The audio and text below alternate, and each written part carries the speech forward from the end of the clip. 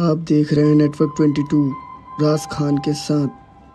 मैं आपको एक इंटरेस्टिंग सा स्टैट बताना चाहता हूँ। हमारी कहानियां देखने वाले 80% लोग ऐसे हैं जो हमारी वीडियोस एंजॉय तो करते हैं, लेकिन उन्होंने हमारा चैनल अभी तक सब्सक्राइब नहीं किया है। अगर आप उन 80% लोगों में से हैं तो बस आपको एक छोटा सा काम करना है। इस वीडियो के नीचे आपको एक सब्सक्राइब बटन दिख रहा होगा, बस उस सब्सक्राइब बटन को दबाना है।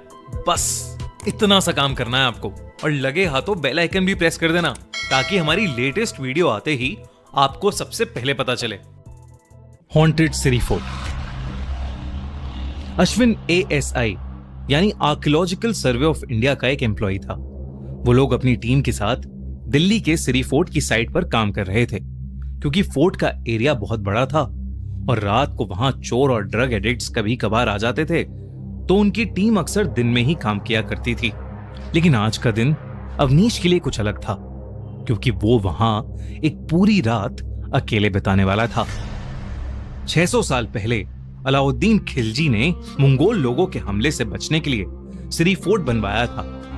माना जाता है कि खूंखार मुगलों के अटैक्स का जवाब देने के लिए खिलजी ने गुस्से में आकर 8000 मंगोल सिपाहियों के गले काट दिए और उन सभी सिपाहियों के सर काटकर सिरी फोर्ट की दीवारों में चुनवा दिए थे। जिसके बाद इन दीवारों के अंदर एक पूरा शहर बसाया गया, जिसका नाम भी उन दीवारों में दफन सिरों की वजह से सिरी रखा गया। लोगों का मानना है कि आज भी वहां उन सभी सरकटे सिपाहियों की आत्मा भटकती है।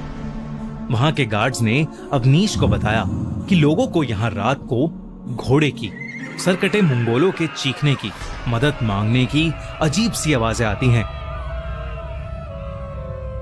जो लोग रात को यहां रुके हैं उनके मुंह दीवार पर रगड़कर उन्हें मारने की भी कोशिश की जा चुकी है। ये सारी बातें सुनकर अवनीश की सिरी फोर्ट में दिलचस्पी और बढ़ गई। वो अब वहां एक रात रुककर देखना चाहता था कि सिरी फोर्ट में एक्चुअली ये सब चीजें होती हैं या ये बस एक कहानी है। जैसे दिल्ली की हर पुराने मॉन्यूमेंट के साथ कोई ना कोई भूतिया कहानी जुड़ी होती है। अंधेरा होते ही उसकी पूरी टीम वापस चली गई, लेकिन वो वहीं रुक गया। अपना कैमरा, टॉर्च और नोटपैड लेकर अवनीश अंदर चला गया। रात में उसे सिरी फोर्ट के शहर के खंडर दिन से भी ज्यादा सुंदर लग रहे थे। उसे विश्वास ही नहीं हो रहा था कि इतनी सुंदर दीवारों के अंदर अलाउद्दीन खिलजी ने 8000 मंगोल सिपाहियों के सर काटकर चुनवा दिए थे। मस्जिद क्रॉस करके वो सबसे पहले बनी दीवार के कोने की तरफ चल पड़ा। वो रास्ता झाड़ियों से भरा था और अब उसके चारों तरफ रूह कपकपाने वाली शांति फैल गई थी। उसे अब उस दीवार के खंडर दिखने शुरू हो गए थे। उसे ऐसा लगा कि उसे किसी की मदद मांगने की आवाज आ रही है। उसे लगा कि शायद डोर से कहीं किसी की आवाज गूंज रही होगी।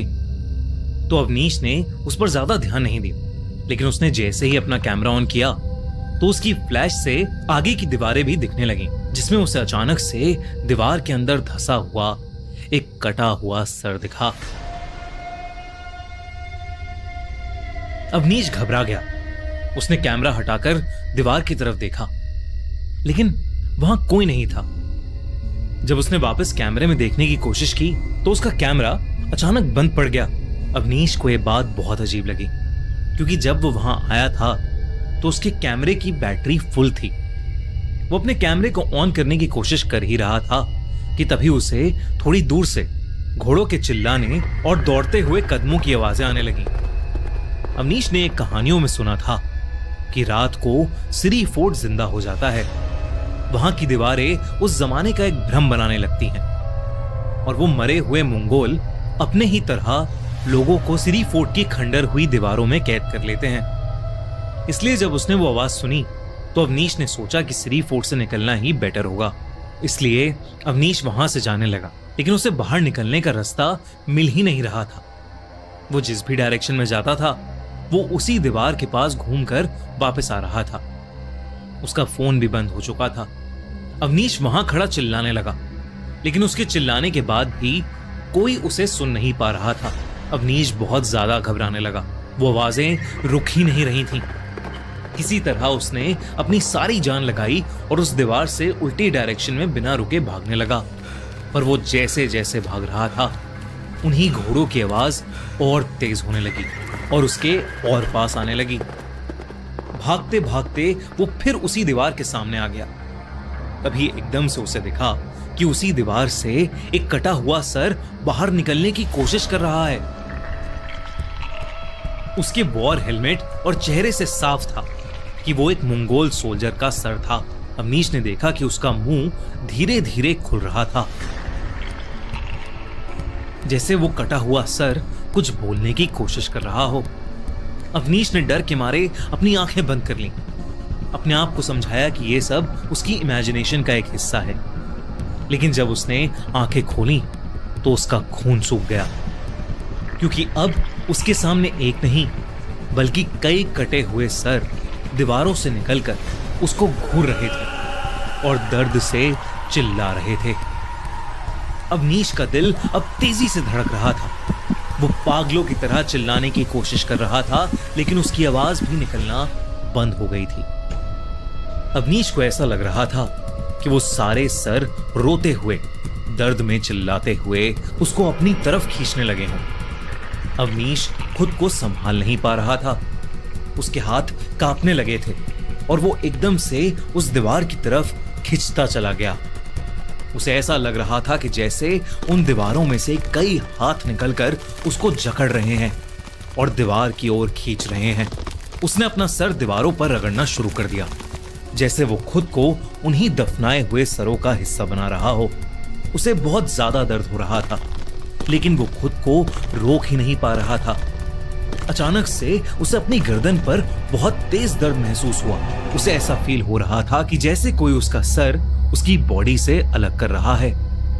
उसके चारों तरफ वो कटे हुए सर उसे ही घूरते हुए और तेज चिल्लाने लगे। अवनीश भी दर्द में चीखता रहा, लेकिन उसकी आवाज सुनने वाला वहां कोई नहीं था। अगली सुबह जब सिरी फोर्ट का एक गार्ड वहां राउंड ले रहा था तो उसे अवनीश उसी दीवार से अपना सर रगड़ता हुआ मिला। उस गार्ड ने अवनीश को रोका, लेकिन वो पागलों की तरह बस खुद को उस दीवार के अंदर दफन करना चाहता था। जैसे तैसे उस गार्ड ने अवनीश को उस दीवार से दूर खींचा। अवनीश उस दीवार से दूर जाते ही नीचे गिर गया और एकदम से बेहोश हो गया। कुछ देर बाद अवनीश की आंखें हॉस्पिटल में खुली। उसने सबको अपने साथ हुई घटना के बारे में बताया। सब लोग अवनीश का एक्सपीरियंस सुनकर शॉक थे। उस दिन के बाद से अवनीश ने कभी वापस मुड़कर सिरी फोर्ट को नहीं देखा। सिरी फोर्ट के वो खंडर अभी भी वही हैं।